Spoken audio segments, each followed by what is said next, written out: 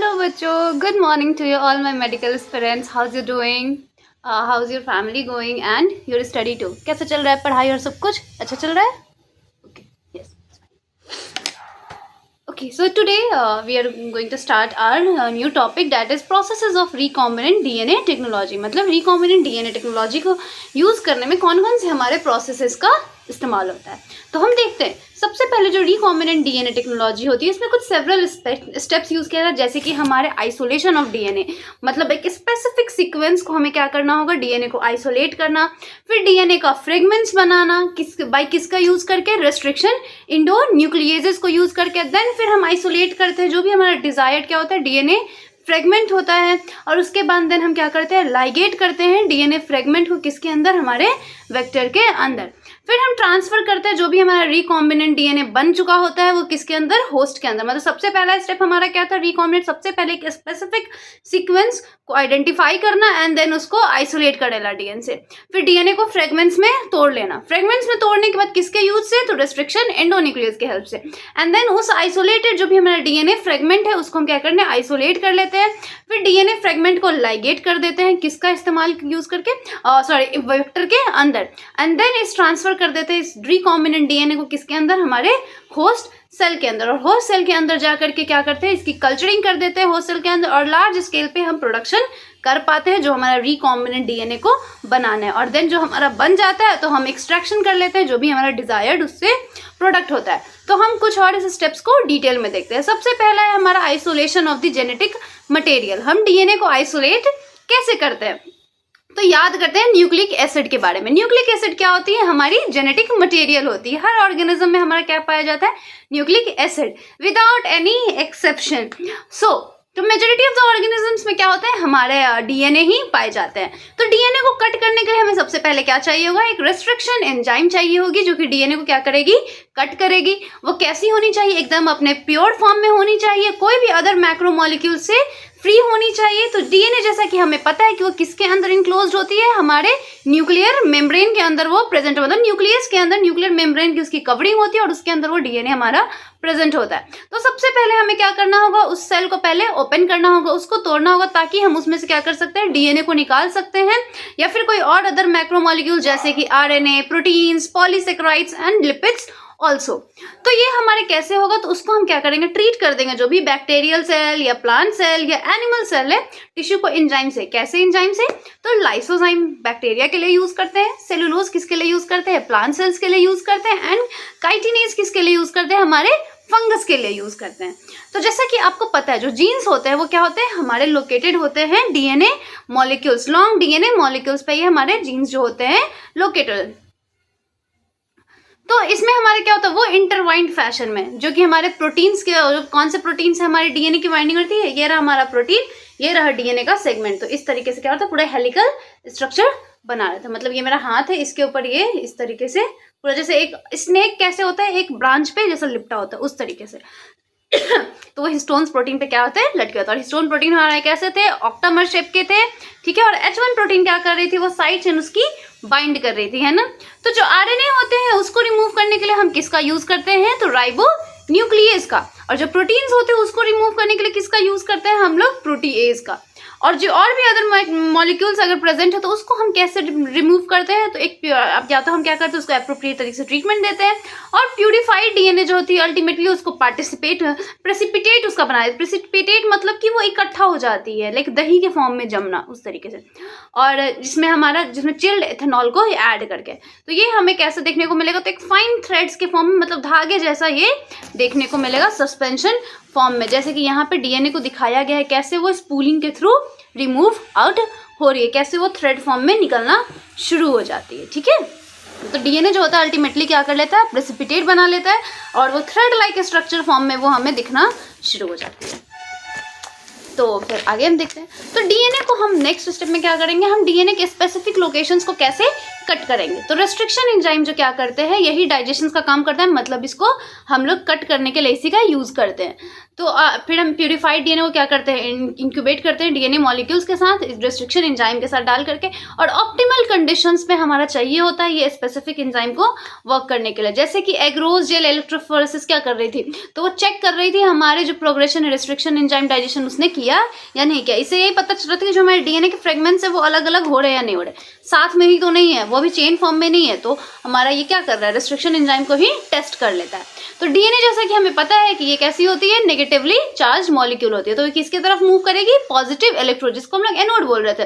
तो इसी प्रोसेस को फिर से रिपीट किया जाता है, ये प्रोसेस को रिपीट किया जाता है किसमें, हमारे वेक्टर डीएनए में भी। और तब यहाँ पे डीएनए जो होती है वो ज्वाइन कर जाती है हमारे सेवरल प्रोसेसेस के थ्रू, जिसमें हमारा कट जो मतलब कट उस पर किस पे असर होता है, सोर्स डीएनए के साथ साथ, और साथ ही साथ वेक्टर डीएनए पे भी स्पेसिफिक रेस्ट्रिक्शन एंजाइम का यूज करके, जो जीन ऑफ इंटरेस्ट हमारा प्रेजेंट होता है, जो कि हमारे कहाँ से, सोर्स डीएनए से आता है। और फिर वो कट वेक्टर क्या करते हैं, हम उसका इस्तेमाल करते हैं और वहाँ पे कट कर देते हैं और उससे मिक्स कर देते हैं किसे, जो हमें डीएनए फ्रेगमेंट वहाँ पे लगाना था, एंड देन लाइगेज का यूज करके ऐड कर देता।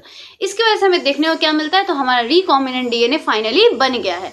मतलब डीएनए सेगमेंट आया, अब उसको क्या करना है, हमें वेक्टर में उसको जोड़ना है, तो उसके लिए क्या करेंगे, तो इस तरीके से हमारे पीसीआर को किया जाता है। पीसीआर, एक मिनट, सॉरी,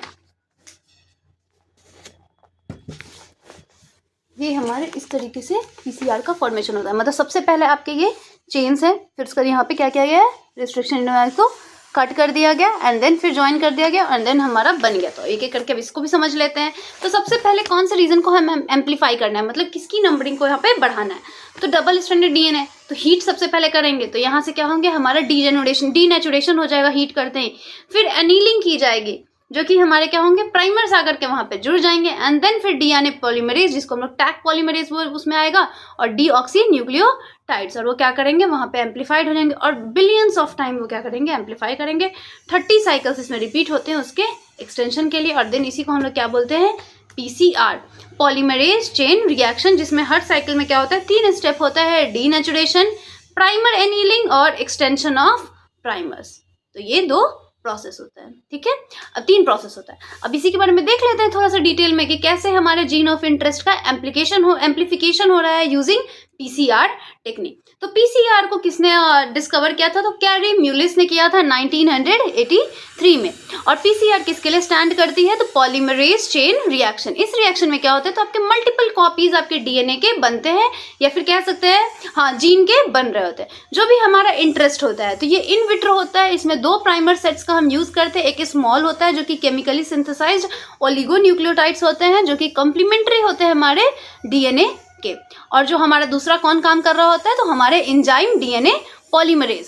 तो ये एंजाइम क्या करते हैं, प्राइमर्स को एक्सटेंड करते हैं, मतलब इसको बड़ा करने की कोशिश करते हैं, जो कि हमारे कहाँ से कहाँ तक रहते हैं, तो न्यूक्लियोटाइड्स को प्रोवाइड करते हैं कैसे वो रिएक्शन शुरू करें, और जीनोमिक डीएनए के लिए भी टेम्पलेट देते हैं।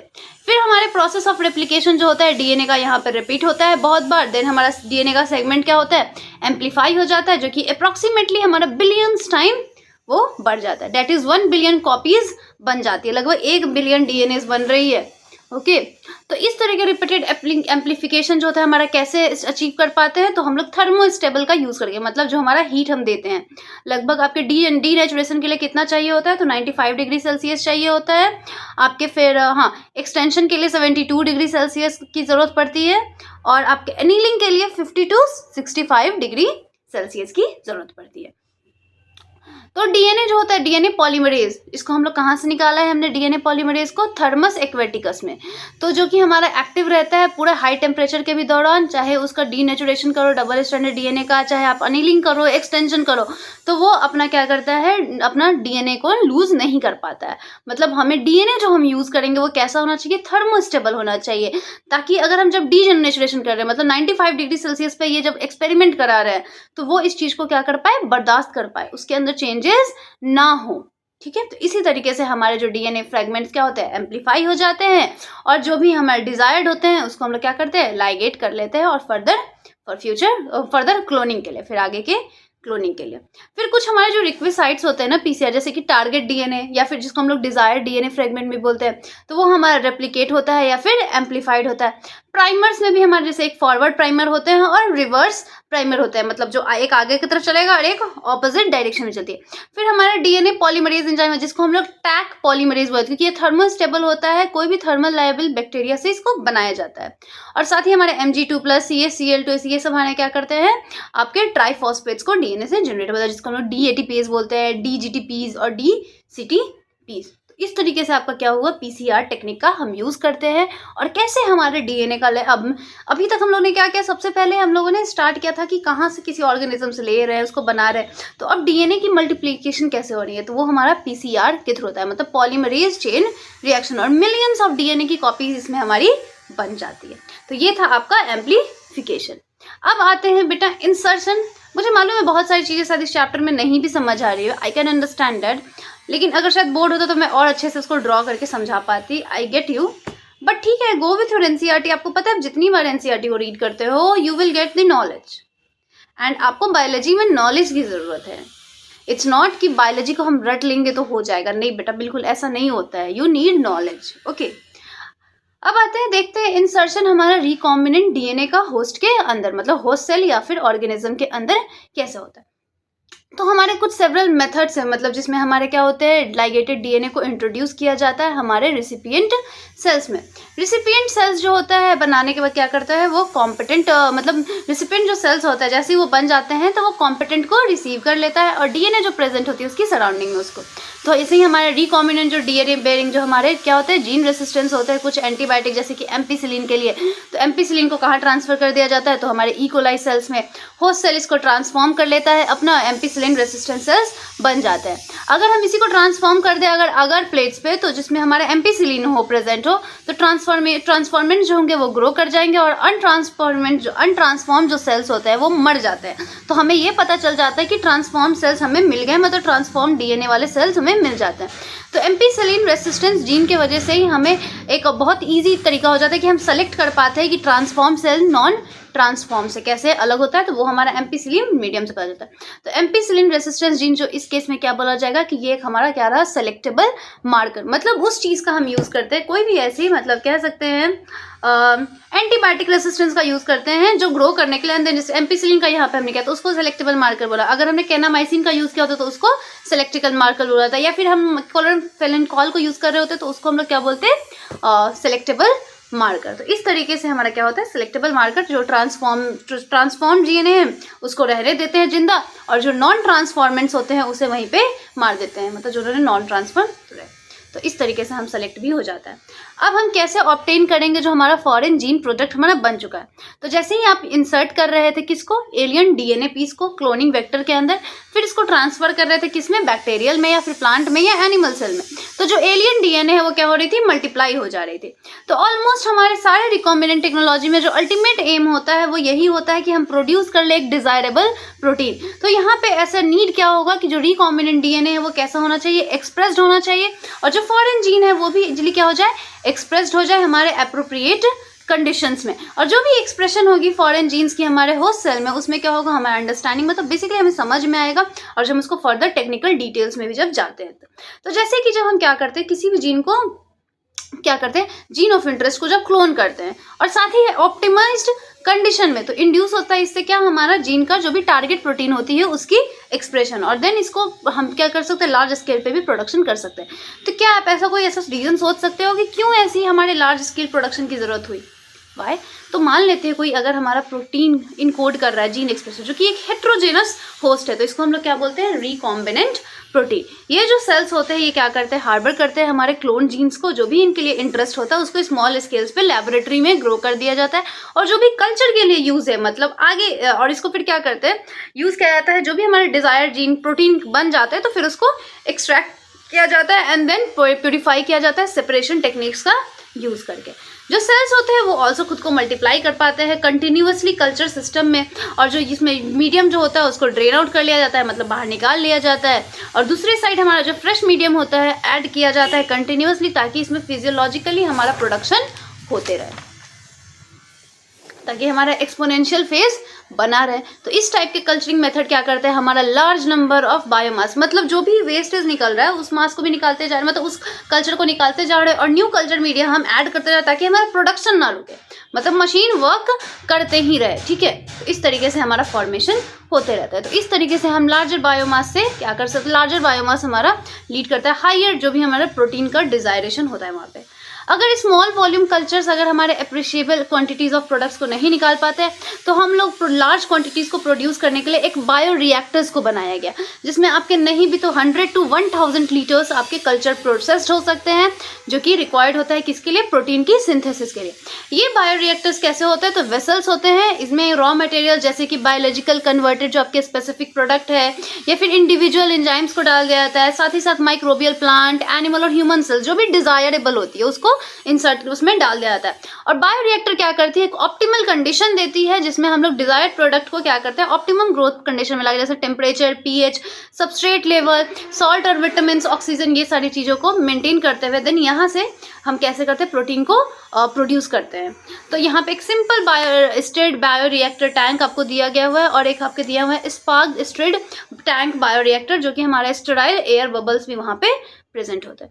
तो ये जो स्टेट टैंक रिएक्टर होते हैं ना, यूजुअली ये सिलिंड्रिकल होते हैं या फिर कर्व वेज के साथ होते हैं, और ये मिक्सिंग मतलब जो भी रिएक्टर कंटेंट्स दिया गया है, मतलब कि आपके क्या क्या दिए जा रहे थे, जैसे माइक्रोबियल प्लांट हो गया या फिर प्लांट सेल, एनिमल सेल जो भी यूज कर रहे हैं, या फिर स्पेसिफिक प्रोडक्ट्स और इंडिविजुअल एंजाइम्स, तो ये सारी चीजें इसे दी जाती है और ये मिक्सिंग में हेल्प करती है रिएक्टर के कंटेंट्स में। और इसमें जो स्टीरर होता है वो क्या करता है, फैसिलिटेट करता है कि मिक्सिंग हो पाए, जो भी ऑक्सीजन और मतलब O2 अवेलेबिलिटी हमारे थ्रू आउट द बायोरिएक्टर क्या रहे, मेंटेन रहे। और अल्टरनेटली इसमें हमारे एयर बबल्स जो होते हैं वो बनते हैं थ्रू द रिएक्टर। अगर आप फिगर को और क्लोजली देखोगे तो आपको इजीली बायोरिएक्टर में क्या होगा, एलिगेटर सिस्टम भी देखने को, एजिटेटर सिस्टम भी देखने को मिलेगा। और ऑक्सीजन डिलीवरी सिस्टम भी है, फोम कंट्रोल सिस्टम भी है, टेम्परेचर कंट्रोल सिस्टम है, पीएच कंट्रोल सिस्टम है, और आपके सैम्पलिंग पोर्ट्स हैं जो कि हमारे स्मॉल वॉल्यूम्स में क्या करते हैं, हम निकाल भी लेते हैं जो भी कल्चर हो चुके हैं। मतलब स्मॉल वॉल्यूम में निकलते रहेगा, ऊपर से क्या होगा, आपके कंटेंट्स को ऐड किया जाएगा और नीचे से प्रोडक्ट भी निकलते रहेगा। ठीक है, अब देखते हैं। तो यहाँ हमें भी ये पता चला कि हम क्या कर सकते हैं टेक्निकली, मतलब मशीन का भी यूज करके, mechanically not technically, sorry not tech का यूज करके, मैकेनिकली हम मशीन्स का यूज करके क्या कर ले रहे हैं, हमारे डिजायरेबल जो भी हमें प्रोटीन्स चाहिए वो भी हम प्रोड्यूस कर सकते हैं। ठीक है, अब आते हैं डाउन स्ट्रीम प्रोसेसिंग। तो इसमें क्या होता है, जो भी प्रोसेस इसमें यूज किया जाता है वो हमारा बायोसिंथेसिस और मार्केटिंग प्रोडक्ट के लिए बनाया जाता है।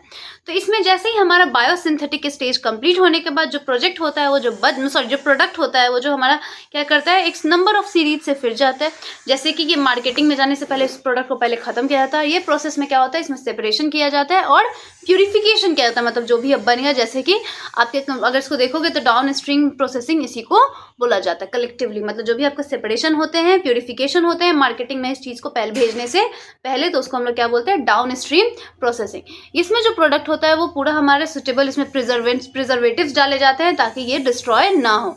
और इस फॉर्मुलेशन में हमारे क्या होते हैं, कुछ क्लिनिकल ट्रायल्स भी होते हैं, जैसे कि ड्रग्स के केस में होता है।